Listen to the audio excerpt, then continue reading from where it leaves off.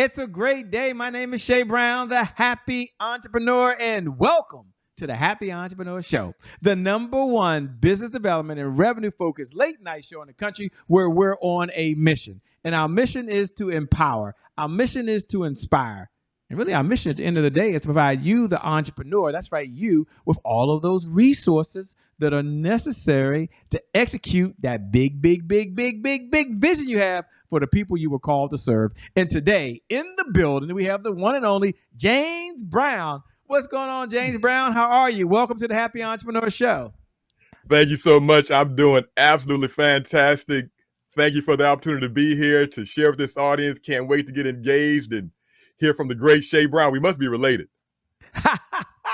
Brown's a good name, man. It's a good name for sure. Thanks for having me here. And shout out to Javon, who kind of connected us, by the way. He's an amazing collaborator. And because of people like him, you and I are able to connect. So thanks a lot, Javon, man. You rock.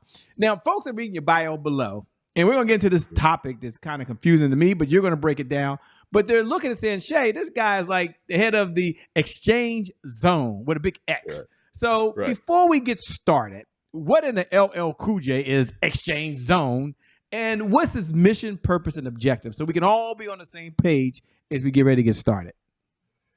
The XCHANGE ZONE, if you're familiar with track and field at all, there's a 4x100 meter relay, which is the most exciting race, or one of the most exciting races in track and field. As a former collegiate track and field All-American, I thought about what happens in the XCHANGE ZONE. It's a 30-meter area where the baton is passed from the ingoing teammate to the outgoing teammate. The purpose is to make sure the baton goes from the first leg, second leg, third leg, fourth leg to finish without dropping it. If you drop it and you hear that, you become disqualified. That's what we are in life. What do we do to make sure that we remain connected, that we do not drop the baton, that we do not get disqualified in whatever relationships we have with customers, internal and external? Whatever we do to make sure that we remain connected, and it all happens in that XCHANGE ZONE. And I want to come back to the track and field thing. I wasn't that good, by the way. I ran the 880, by the way. Oh my! Don't date yourself. Don't date yourself.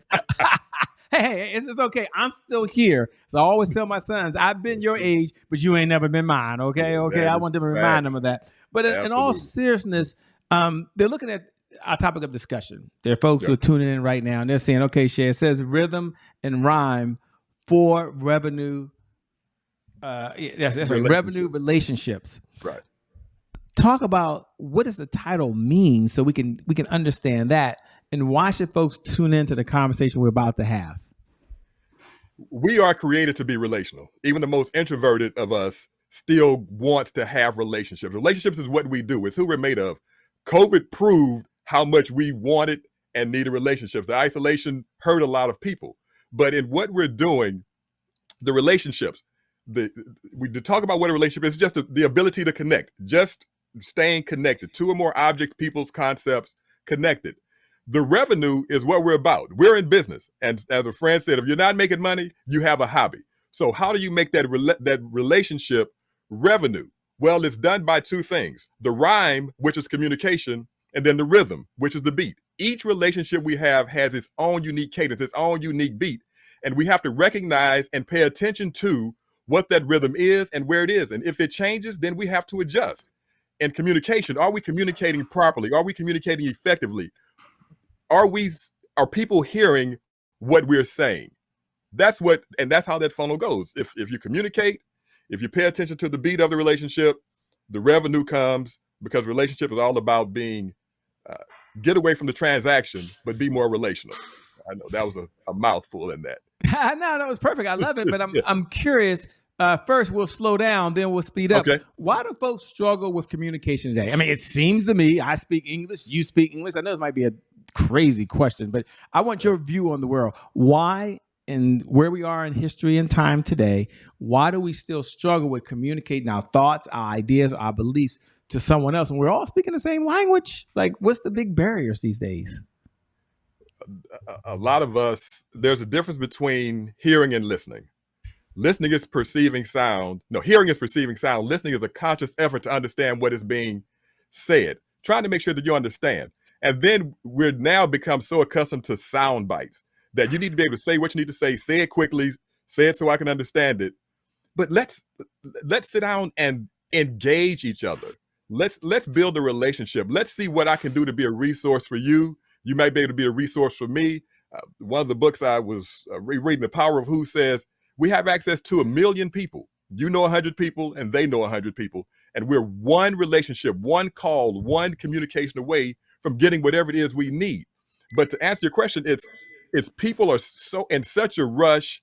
They want to get their thoughts across because we become just so self-centered, when actually it's not about us. It's about them. It's not about us. It's about them. You can't leave us hanging. You can't just leave us hanging on the edge. It's not about us, Shay. It's about them. Can you peel the onion a little bit about another layer and talk about it's not about us, it's about them? Well, when we genuinely care about others, when we genuinely care about the world, when we have compassion, when we show empathy, when we think about the experiences that we enjoy and then we create those, we learn that it's not about us. It's not about, I know the golden rule says we do unto others as we would want them done to us. And Tony Alexandra said, no, we do unto others the way they want to be done. We treat others the way they want to be treated. I don't live in a world where it's all about me. I want to live in a world where it's about you, because if I care about you and then you care about me and we care about each other, we can really build this community. We can really stay connected. We can really make a difference. We can really make an impact, which always leads to some form of revenue. So can you take a moment and talk about the difference between the verbal communication? Because I want to make sure we're all on the same page, right? So there might be some folks that are tuning in, that are listening. Some folks are very, very experienced, and they're like, Shay, I got it. I know where he is. Okay, we're going to come to you in a moment. Then there's other folks like Shay Brown that's sitting over here saying, okay, is this for folks who want to write? Is that the communication you're talking about? Is for folks who are speaking? Is it for folks who have to use verbal skills or non-verbal skills? I don't know even what they call anymore. So I guess here's the question, without trying to overcomplicate it. What are maybe the 2 or 3 types of communication, and maybe how's the rhythm and rhyme different depending on the type that someone's using? Does that make sense? Am I even communicating on here? I mean, that's really my question. Yes, you do. Yes, you do. So in this, we'll just stick with the rhyme of this. In communication, the study done by Stanford years ago said 55% of communication is in body language. So even when we're sitting down talking to people, how many times you see people on their phones, looking away? They say arms folded means you don't care. That's actually comfortable for me. But are you engaged in that moment? Are you enjoying that moment? Are you able to communicate? Are you able to listen and articulate, whether it's, even in text message or email exchanges, verbal communication? Are we really making sure that what we are saying is being understood and what the other person is trying to communicate is being understood by us? Are we asking the follow-up questions? Are we asking open-ended questions? Do we really want to know? And when we put ourselves in that mindset, when we make sure that what is going on is really going on, man, it really makes a difference. It makes a huge difference. And they're listening saying, okay, Shay, who is James Brown? Number one. I mean, the bio's below. They're going to read how cool you are and how smart you are and all that stuff. But they want to, who is James Brown? What's the backstory? And then when did he discover? What was that defining moment that he discovered that, you know what? This is my superpower. This is my jam. And you know what? I'm going to go out there and I'm going to change some lives with it. Man, my whole life has been filled with people pouring into me. Some people know what they want to do. They're go-getters. They have targets and they just go get it. Coming up, I'll make this quick, but I have to paint the picture a little bit. When I was in high school, I was a basketball player. Loved playing basketball. My boy Mike came and said, hey, James, man, you need to come run track. I was a junior in high school. I said, I'm not running track. I'm not wearing those little shorts. I'm a little skinny dude. I'm a hooper. He said, man, I need a wingman. Come run track. Ran track my junior year, made it to district, made it to regionals, discovered a talent I didn't know I had.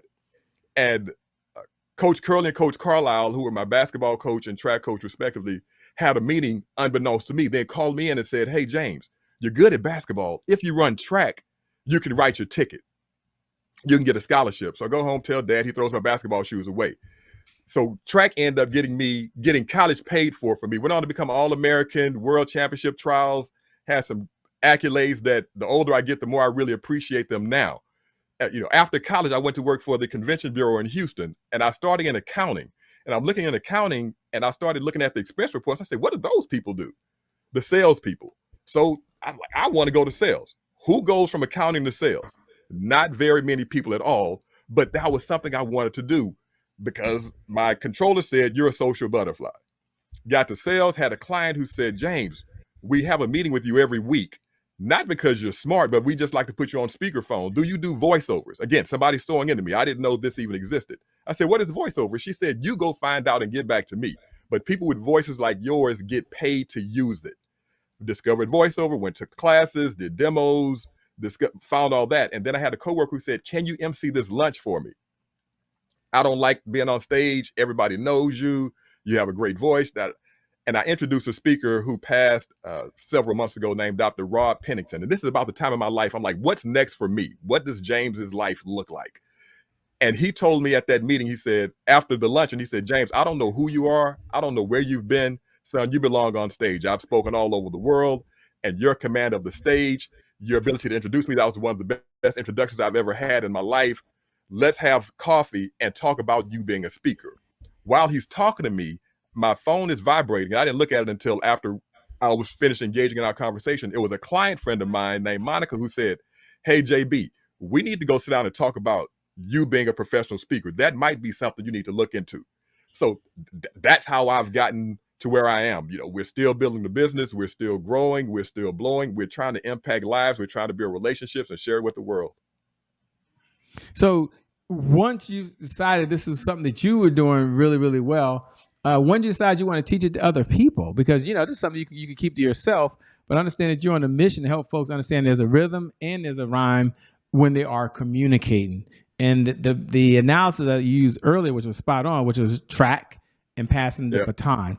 For those folks that are just tuning in right now, take a moment and kind of rewind that and then connect the two together, the track and the baton, and then maybe one or two of your principles as it relates to being able to successfully communicate, which I'm struggling. I feel I'm on pressure now. I'm over here sweating. I feel under pressure. The guy played basketball. I got cut from the basketball team. Don't judge me. They said I was too short. 7th grade, Coach Fred Miller. I'm still mad at Coach Fred Miller from Godwin Middle School, by the way.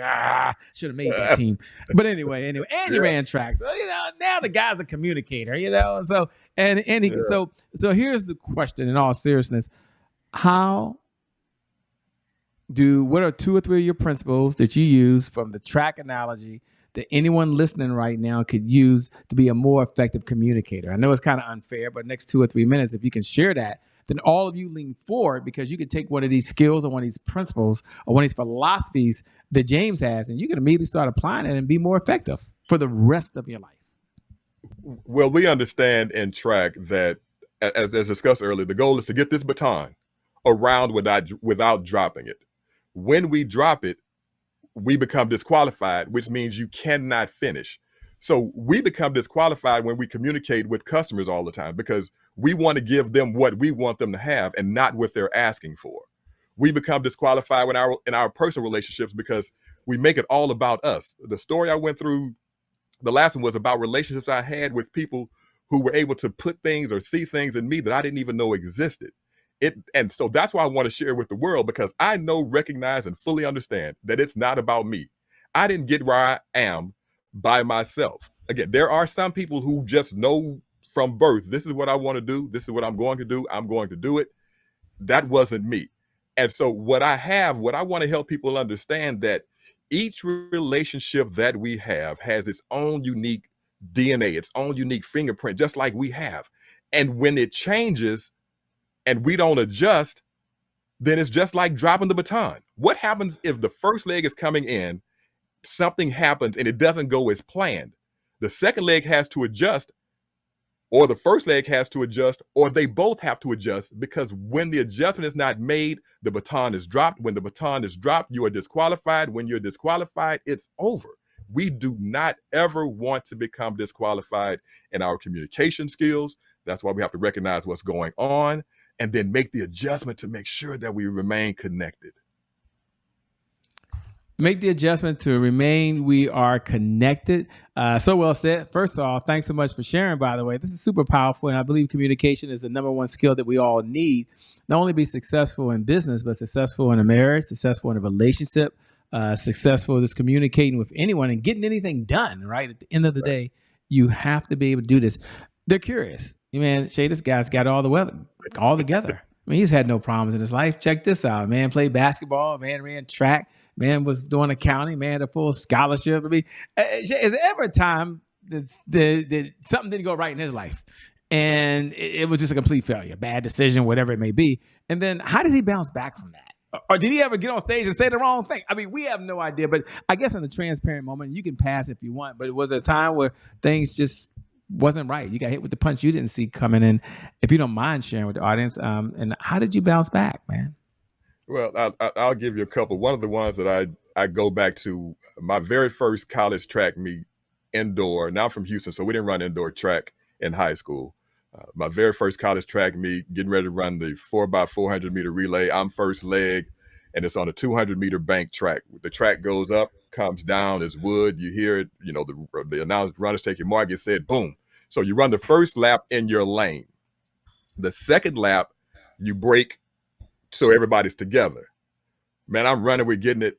And next thing I know, I'm looking up at the lights because I got pushed down. I told you I was a whopping 6 foot, 140 pounds at the time of just muscleness. And I got pushed down and I had to make a decision like this. Do I get up or do I keep going?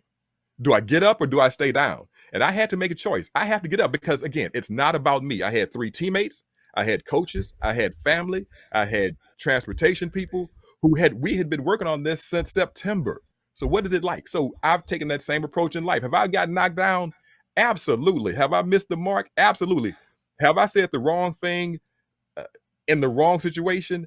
Absolutely. But the goal is I have to get back up and finish. One of my friends has this quote. It says, "Not dead, can't quit." As long as I have breath in my body, I'm going to keep fighting. I'm going to keep pushing. I'm going to keep going. So yes, I've missed the mark. I've missed the mark with my family. I've missed the mark with coworkers. I've missed the sale. I've missed numbers. I've got written up. And what do? Just keep going. That's what I do anyway, because it's not. Thanks so much for sharing, man. When you're not out saving the world, what do you do for fun? I enjoy reading. I enjoy golfing. I enjoy cooking. I enjoy intelligent conversations. And then I have 2 young kids who have me on a whole nother schedule, playing baseball and softball and basketball, 2 teenagers and a preteen. So that's what I do. But we're actually going on a fishing trip here in the next day or so. Okay. What do you enjoy most about fishing? The serenity. Yeah. Man, you're just out on the water. They say it's like golf. People say that golf is relaxing. Golf is not relaxing. Golf is a distraction. I'm a hacker, man. I go out there and I just hack. So I tell people all the time, the good golfers I know are on TV. I go out to enjoy the fellowship. I enjoy the competition. But the thing I like about golf and why I enjoy it is one of the reasons why I enjoy track is the goal is not the opponent is not the person I'm playing with. The opponent is me on the course. When I was running track, the win, I may come in second place, but if I ran a personal best, I won. So I enjoy that once you identify what the win is. In golf, man, listen, am I good? It depends on who I'm playing against. If I'm playing against Tiger, I'm horrible. If I'm playing against somebody who's never played again, I'm great. But it's me against the course, me always trying to get better, me trying to improve, and then you can always say how much you could have done better. One of my favorite questions to ask, man, is like talk about mentors a lot, because I believe that success is a team sport. That you really can only get so far by yourself. So when you think about all the mentors you've had along this journey of life, what's one mentor you've had? And I know it's hard, but you got to pick one mentor and then one idea for that mentor that you've adopted in your own life that you're going to share with us. And you, the audience, this is the time you get to lean in as well, because you get to hear from a mentor that's impacted his life. And you could use this idea really for the rest of your life, and it could shift the way you forever live. Wow, man, I've had so many great, inspiring people in my life who've poured into me. The one I'm going to go with now, because I'm in the throes or the thick of this business growing, is Crystal Washington. If you don't know Crystal is a certified speaking professional. She's spoken all over the world, one of the most dynamic individuals, extremely creative, extremely giving, extremely But when I first, after I told you about how I got into the speaking world, she was one of the people who I reached out to, and we communicate still regularly now. But she said, "James, The journey's not easy. There's 1,000 ways to do it, but you just have to keep going. It doesn't happen overnight, but just keep going. If it's supposed to be, it's going to be. You can't copy anybody. You can't mimic anybody. Study and learn what works for them. But you have to, at the end of the day, be your true, authentic self. And she actually sat in on a speech I gave, and I was nervous. I mean, because she's this great, world-renowned speaker, and I said, "How did I do?" She said, "James, I'm not the judge. The audience was engaged. They were paying attention. Nobody walked out. I guess you did okay." So she would be the one that is that I oh man, then Kaplan. I mean, it's so many, but she's the one who came to mind right now because of where I am. Hey man, I appreciate that. We have a segment here called "Today is my January 1st." And for those folks that follow us Monday through Friday, 11 p.m. Eastern Standard Time, or you can find us on YouTube at I am Che Brown, or download the podcast. Just type in the Happy Entrepreneur Show, and it'll pop up.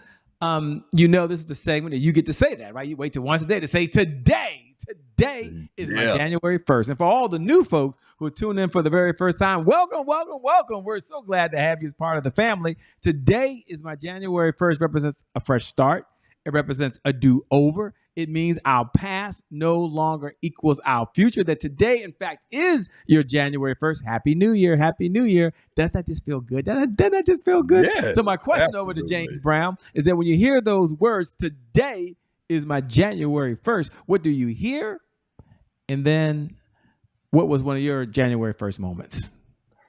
What do I hear? I hear yesterday is a history. Tomorrow is a mystery. Today is a gift, and that's why it's called the present. That's what I hear when I hear January 1st is today.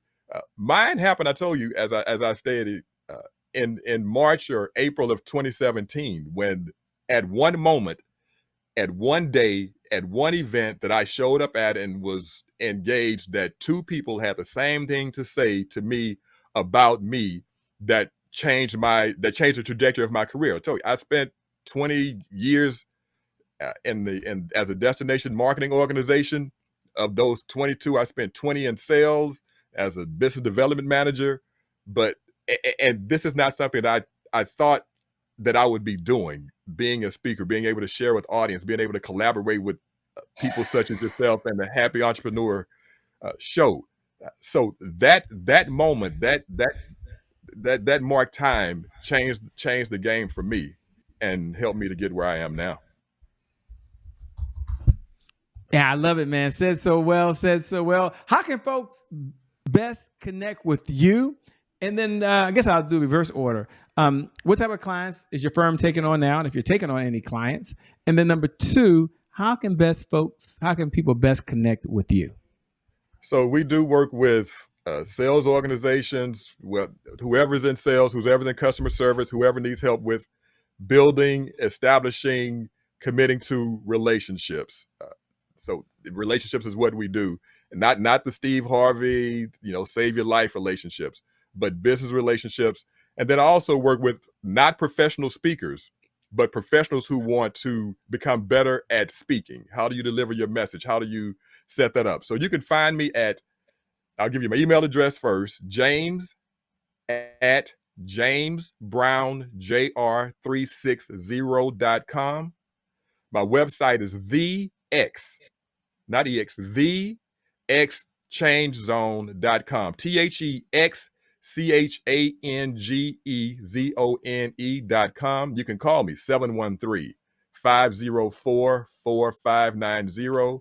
I'm on Instagram, Facebook, LinkedIn. You can find me, James Brown. You can find him, man. Well, first, let me say thanks so much for being on the Happy Entrepreneur Show. We really appreciate it. I love the whole exchange zone. I love the idea that we can all be better communicators. We gotta pass that baton back and forth. Right. It takes a little rhythm, boy, but it's possible, and that's what you do better than anything else. And I also want to thank you. So thanks a lot, James. We appreciate it, man. Thank you so very much to the Happy Entrepreneurship audience. Hey, stay happy. And thank you, Shay, thanks so much. This opportunity. I appreciate Thanks it. so much, man. We appreciate it. And once again, shout out to Javon Wooten. We appreciate you, man. You're a rock star and one heck of a collaborator. So thanks so much. And then thank you. Thank you, the viewers. Thank you, the ones that tune in. Without you, there is no show. So I always like to remind you every night and every time we have a chance together that you are awesome, that you are amazing, and that today is your January 1st. And because of that one reason, your best is still yet to come. Doesn't that feel good? Your best is yet to come. Your best is yet to come. With that being said, my name, in case you forgot, is Shay Brown, the happy entrepreneur. Make it a great day, everyone. And I promise you from the bottom of my heart, we'll make some good things happen. We connect again next time. God bless. And remember this, time is long.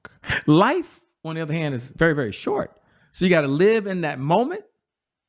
You got to make it count.